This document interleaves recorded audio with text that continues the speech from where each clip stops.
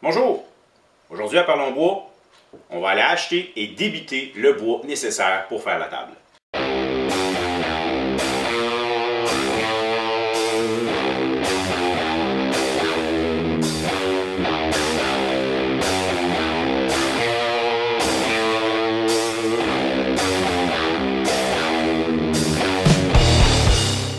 Avec mon plan, j'ai établi la quantité de bois que j'avais besoin. J'ai besoin d'environ 20 PMP.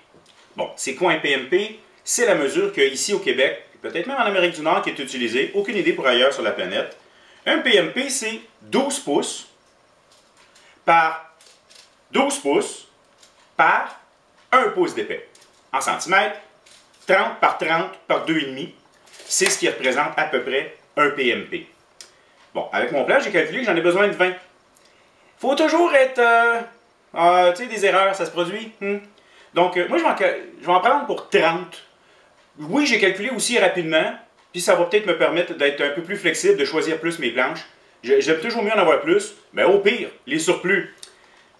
Je m'en allais dire, ça devient des planches à découper, mais pas dans le cadre, pas dans le cas du chêne rouge. Ce n'est pas un bon bois pour une planche à découper. Bref, je m'en vais acheter mon bois. Sauf qu'à la quantité que je m'en vais acheter, ça ne rentre pas dans mon auto. Je vais utiliser ma remorque. Si vous n'avez pas de remorque, dépendamment de la scierie avec laquelle vous faites affaire, il est possible qu'il puisse vous les couper dans les longueurs que vous désirez.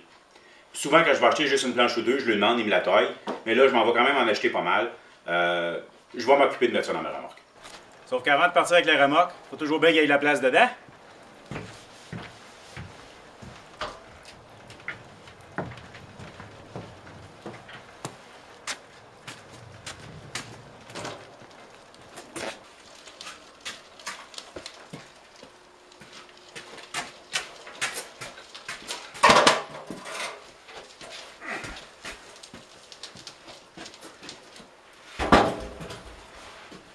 Là, vous savez pourquoi j'ai des roues sur mon tour à bois.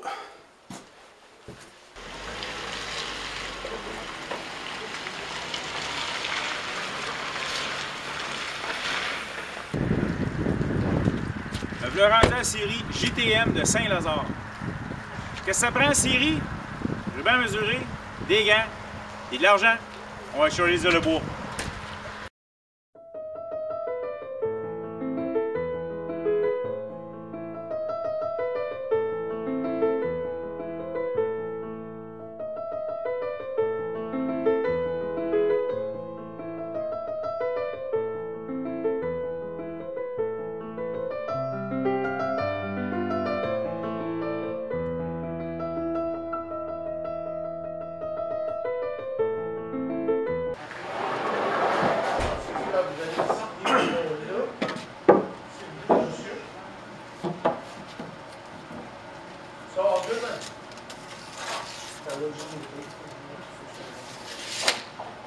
« 4 de large, 8 de haut, 4 x 8, 32.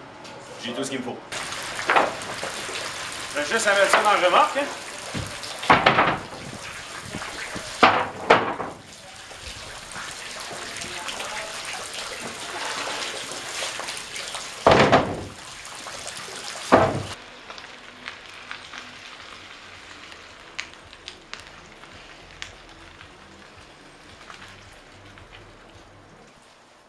Et voilà, de retour à la maison, on décharge.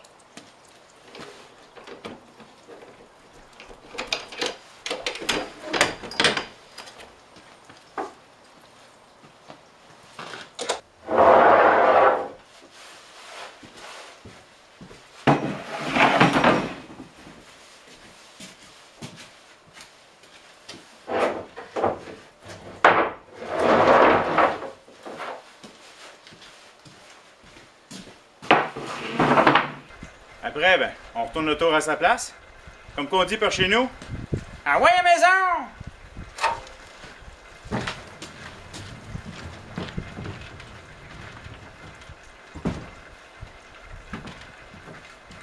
Pas plus compliqué que ça.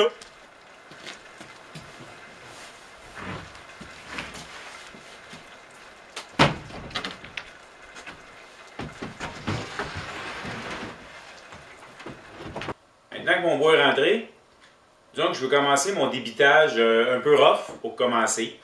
Normalement, sur mon plan, les panneaux, la largeur de ma table est de 40 pouces. Donc, ce que je veux faire, c'est couper 1 pouce de plus que mon besoin, donc à 41, aussi large que nécessaire, et plus, parce qu'il va y avoir des pertes en dégauchissant et en planant, que mes 2 panneaux de chaque côté. J'identifie mes plus belles pièces, et c'est avec ceux-là que je vais travailler.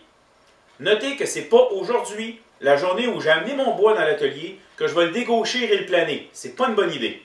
Toujours mieux de le laisser passer quelques jours dans l'atelier avant cette étape-là, dans le but de lui permettre de s'adapter à l'humidité de mon atelier et d'avoir une dimension adéquate. Lorsqu'on débite du bois brut, ces planches-là ont été faites, le bois était trempe, donc il a séché par la suite. Ce qui fait qu'il y a des craques qui se sont créées, souvent pour les 5-6 premiers centimètres, 2-3 premiers pouces. Examinez votre planche, installez-vous, faites la coupe pour éliminer ce qui n'est pas bon. Ensuite, on prend nos mesures pour couper notre planche.